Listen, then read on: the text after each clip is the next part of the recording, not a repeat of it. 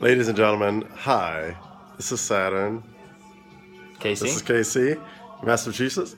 And Casey asked me about my experience at Burning Man, and I had a wonderful time. It's my first Burning Man this year. Loved it. Loved so many things about it. But there was one experience I had in particular that was really negative. And everybody keeps asking me, what was it? So I said, let me just record it so I never have to tell the story again. So I'm going to actually turn this over to you. Can you, wait, how do you turn I this? don't think you can turn it over. Oh no. Well, Do I have to hold it myself? you might have to hold it yourself. Okay, so here's what happened. You just sit there in the background looking all pretty. That works. He's naked, by the way, so I get a nice, wonderful, beautiful view, and you don't. I'm sorry about it. Oh, you better stop spreading your legs like that. All right, so one of the things I loved most about Burning Man was that the principles that it was founded on. Well, two of the principles that really resonated with me was first the idea of radical self-expression, which if you know me, you know I'm all about that. And the second was radical inclusion, and I fucking love that. I've never been in a place as unique like Burning Man where you just feel this instant connection with so many strangers, and you realize that we're all human and we all have something special, and we're all love and we're all energy, and it was fantastic. So the night of the burn, okay, and this is the climax. This is what we've all been waiting for. I'm excited. We're excited. I'm out there with my campmate Mary. I'm in my onesie uniform. I'm doing, what you do at Burning Man, a little bit of stuff, and feeling good. And we're waiting for the man to burn, and we're standing up, full of excitement. And apparently, standing up is something you're not supposed to do when you're watching a man burn. Apparently, because people started behind us yelling for the people that were standing to sit down. We were in their way. They couldn't see. Now, let me paint this picture for you. The man is 200 plus feet tall. Here I am, a 6 foot tall black man, this far removed from the. I'm not ruining anybody's experience. You can see beyond me, even if I am standing. But regardless, you know what? All somebody had to do was ask me nice. And somebody did eventually ask me nice, actually, but at that point it was too far gone. But no, they started yelling, sit down, sit down, sit down, you're in our way, sit down, sit down. And I'm like, what the hell? First of all, I don't do what you tell me to do just because you're telling me to do it. I'm a grown fucking individual. And second of all, I didn't want to sit down. I'm excited. I want to see the man burn. This is symbolic. This is ultimately the reason we came here, right? This is why we're all here together. This is an exciting moment for me. I don't want to ruin it by sitting down. I have a lot of energy. I want to stand up and experience this. If you are sitting behind me, either lean your head to the left, lean your head to the right, lean your head between my legs, look up, or stand up yourself. You have a lot of options. I'm not ruining your experience. Can you agree to that? That seems perfectly reasonable to me. It's like when you go to a fucking concert and you want to dance because it's dance music and people are fucking seated. Okay, you can sit down if you want, but I'm going to fucking dance because that's why I'm here. Okay? So don't fucking tell me to sit down like you own me, first of all, or like you can tell me what to do. So that's fine. They start yelling, and people start acquiescing here and there, here and there. People start sitting down. Now, at some point, this goes from people saying sit down to something much more sinister. It goes from people making a recommendation to people ordering me, and with a hint of or else. Not a hint, it was very obvious or else. Now I'm getting like, this isn't what this is about. I shouldn't be feeling this way here. If this is truly about if this is truly about radical inclusiveness and radical self-expression, then you shouldn't be yelling at me to do anything. But this is how I choose to experience this for myself. And I am not, much to your protest, detracting from your experience. You're responsible for your experience. I'm responsible for mine, okay? And now it continues, and it gets more bolden, and people start to get rude, and people start to get nasty, and they start to call me names, and they start to get really kind of borderline violent almost. I mean, people start saying, you're ruining our burn, you're not what this is about, you should go home, don't ever come back, you're a piece of shit. I'm like, it gets really, really bad.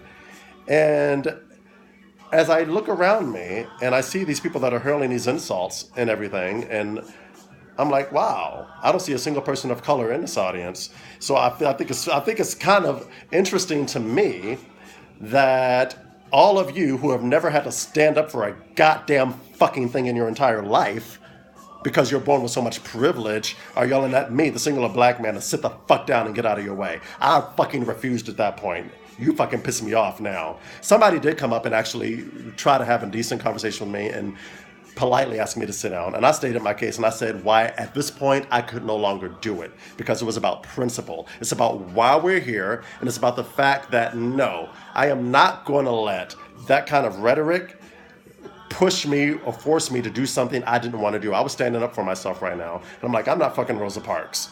Okay?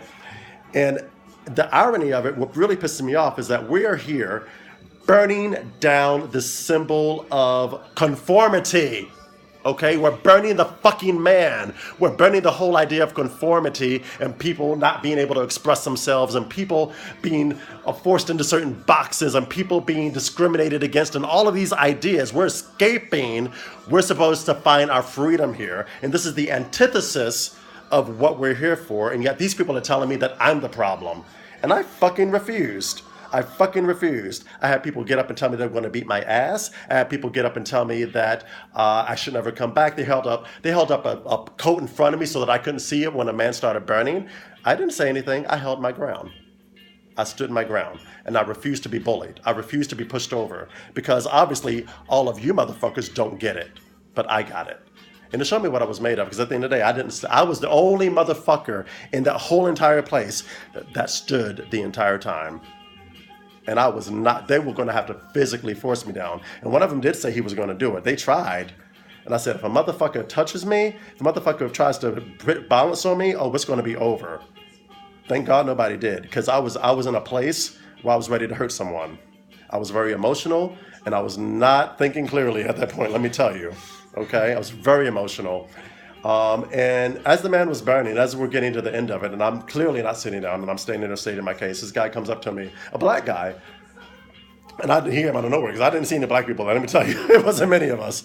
And he said, I have to ask you, what were you thinking as you watched that man burn? And it was a really poignant question because I had a lot of thoughts and a lot of emotions come over me. And I'm like, to me, that man, I was thinking it was a plantation. It was a symbol of a time in our history where I wouldn't have had a choice to stand up. And it was that burning down. It was the establishment burning down, which was, again, why I thought we were here. This really disappointed me. And it kind of just changed my whole experience of the burn up to that point because I really did have a good time. And I really did meet so many incredible people. I just felt, I don't even have the words to tell you how I really felt. It was emotional.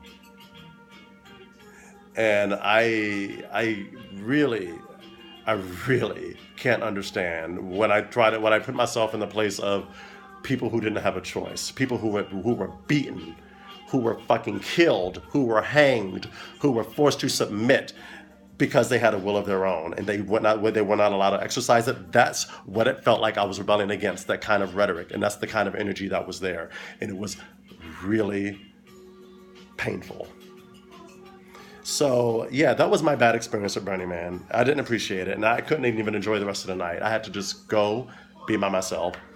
And at the end of all of that, you know, the guy actually came up and told me. He said, if it wasn't for all these people, I would have beat your fucking ass to filth because you're a piece of shit. And that's what he said to me, this white man.